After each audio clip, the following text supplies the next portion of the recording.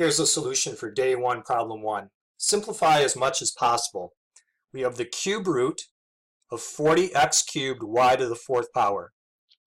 40 is not a perfect cube, but we can factor 40 using a perfect cube. So let's rewrite this radical expression.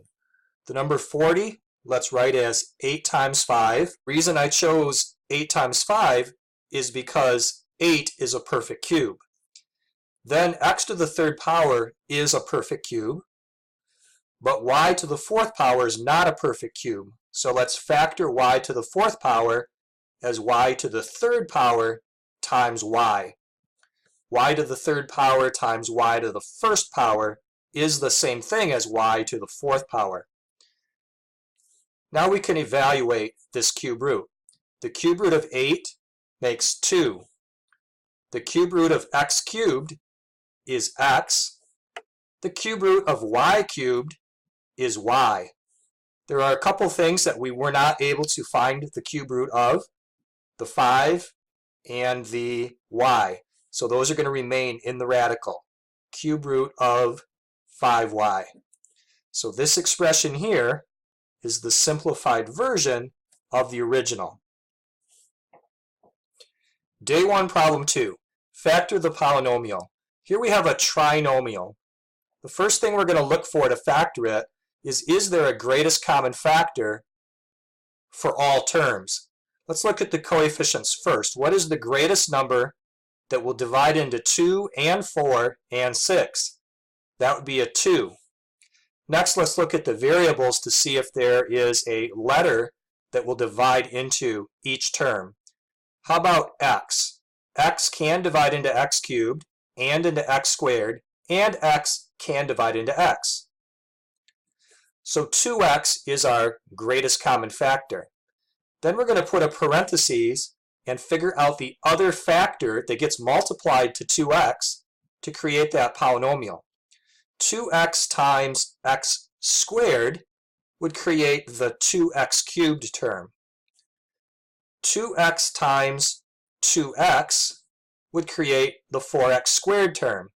And finally, 2x times a minus 3 would create the negative 6x term. We can check that we're correct by multiplying this out with the distributive property to make sure that we get that trinomial. Now, once we have it this far, we need to look at this factor in here to make sure that this does not factor any further.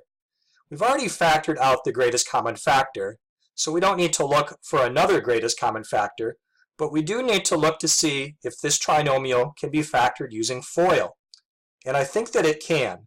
So now we're going to have 2x times, and this trinomial piece will factor using FOIL into this basic pattern, a binomial times a binomial.